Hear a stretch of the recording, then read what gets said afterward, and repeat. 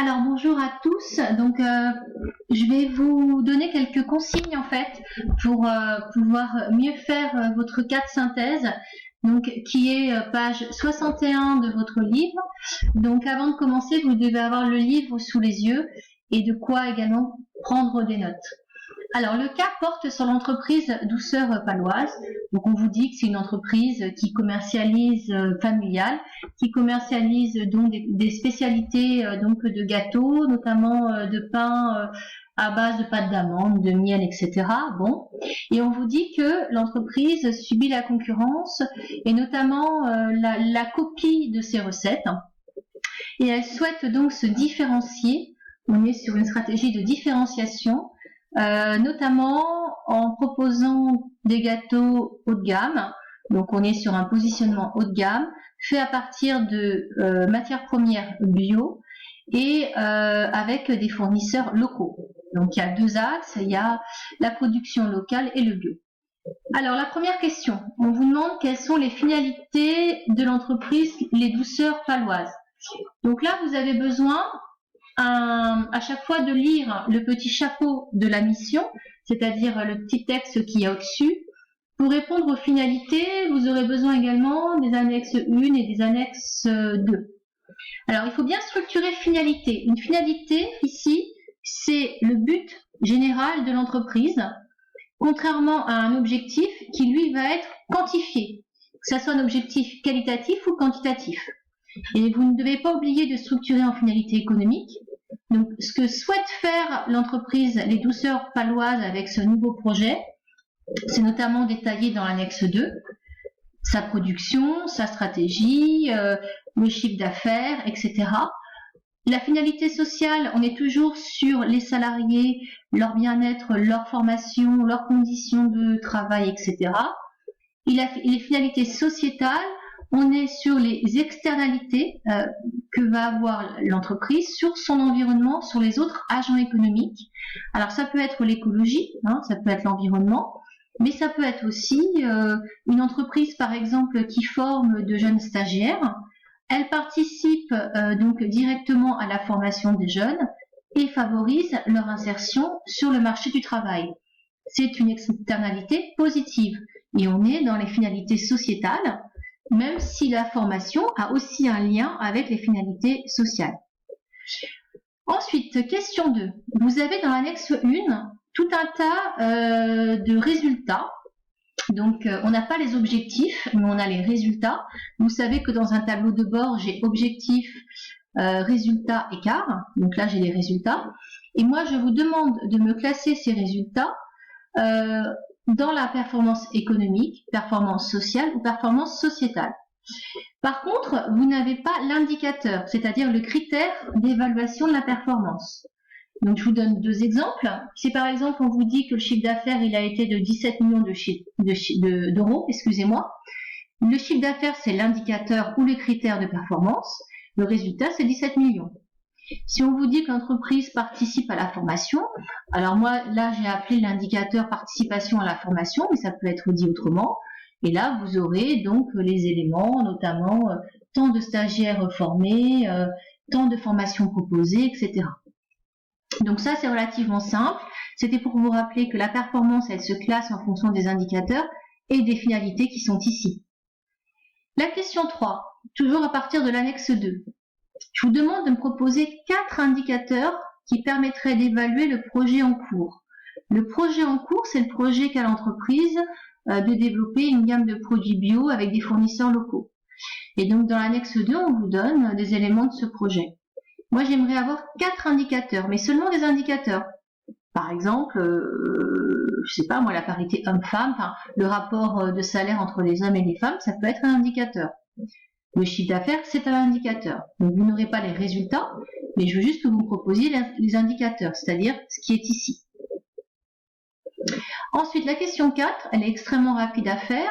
On vous donne dans les annexes 4 et 5, on vous donne des... Alors d'ailleurs, c'est pas 4 et 5, je me suis trompée, excusez-moi. C'est 3 et 4. On vous donne des éléments sur le marché des gâteaux.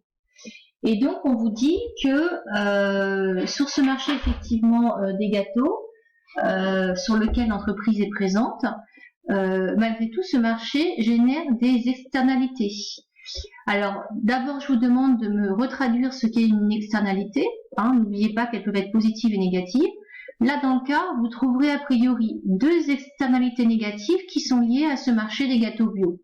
Donc, on vous donne 2 annexes qui portent sur l'obésité et le grignotage notamment. Donc là-dessus, je pense pas de souci. Vous voyez, là, en fait, vous auriez pu perdre des points ici sur la structure. Mission 2, donc on se recentre sur le marché du bio et je vous demande de lire l'introduction dans le livre. Et vous avez donc 3 questions. La première, donc je les ai reformulées, je vous demande de me qualifier juridiquement la phase dans laquelle se situent donc les douceurs paloises, excusez-moi, qui est une entreprise là du cas, et la ferme AV. La ferme AV, c'est un fournisseur qui est donc dans la région des douceurs paloises et qui va fournir du beurre biologique. Et donc, les douceurs paloises et ce fournisseur, là ici, ils sont en train de discuter. Et je vous demande de me repérer la phase dans le processus de formation du contrat dans lequel se situent ces 2 agents économiques, ces 2 entreprises. Je vous demande pas de faire de syllogisme, par contre. Je vous demande juste de répondre à la question.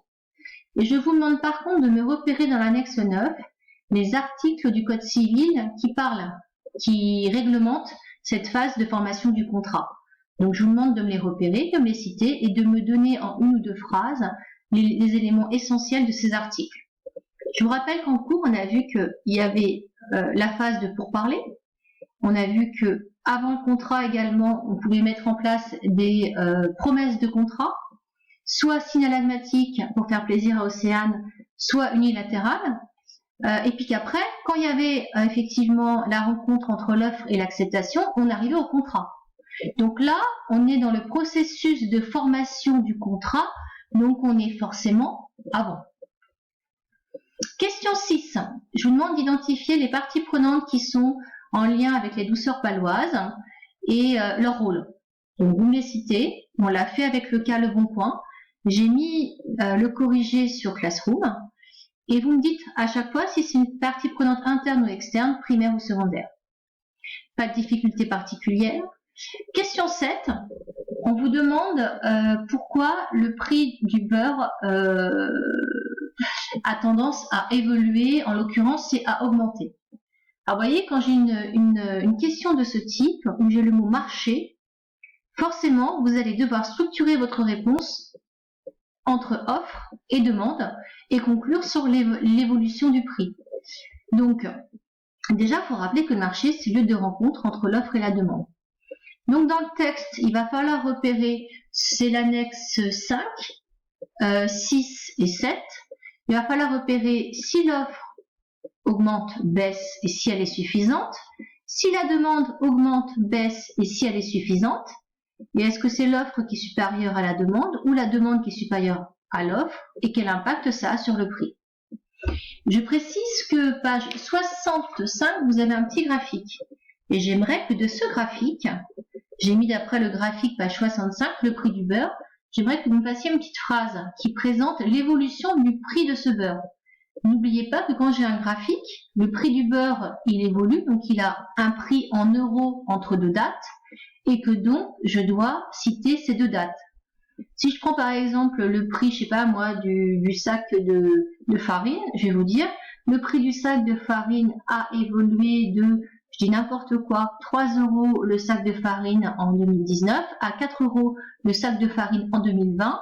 J'ai bien donné deux valeurs avec 2 unités, des euros et 2 dates. Sinon, effectivement, je ne peux pas avoir un ordre de grandeur significatif. Mission 3, on vous demande d'analyser le contrat entre Madame Lousteau et Monsieur Ave. Alors, idem, je vous demande ici pourquoi est-ce qu'il y a contrat. Bon, je l'ai dit précédemment, je ne vous demande pas de faire un syllogisme. Par contre, je vous demande de me repérer dans l'annexe 9 les articles du Code civil qui se réfèrent à la formation du contrat et de me faire une petite synthèse par article. Mais là, je vous me disiez, est-ce qu'il y a contrat? N'oubliez pas que le contrat, c'est la rencontre d'une offre et d'une acceptation. Ensuite, dernière question, je vous demande si ce contrat s'est valablement formé. Et là, par contre, je vous demande de faire un syllogisme. Donc, attention, ne pas utiliser tous les articles de l'annexe 9. D'ailleurs, il y en a certains qui sont liés à la mission 2 ou à la question ici, précédente. D'accord? Donc, par contre, pour vous aider à structurer votre réponse, donc vous aurez les faits, ça vous êtes capable de le faire tout seul, je vous aide pour la règle de droit. On a dit en cours que le contrat s'était valablement formé lorsque les parties étaient capables, lorsque le contenu était licite et certain, et lorsque le consentement des parties est libre et éclairé. À partir de là, vous allez devoir montrer si les parties sont capables, si le contenu est licite et certain, et si le consentement des parties est libre et éclairé. Il y a 2 articles CC, c'est Code civil, sur lesquels vous allez pouvoir vous appuyer. Et au niveau de la règle de droit, il faudra faire une synthèse rapide, et pas une recopie de tout l'article, mais une synthèse rapide de l'article 1112 alinéa 1 et de l'article 1137. Et ensuite, dans la solution de droit, vous devrez reprendre point par point et conclure: est-ce que ce contrat s'est valablement formé? Oui, non. Et quelle est la sanction lorsque le contrat ne s'est pas valablement formé? Voilà. Donc ce document est à rendre sur Classroom. Donc je vous ai mis une date de rendu. Voilà, et individuellement évidemment. Voilà, bon courage à tous.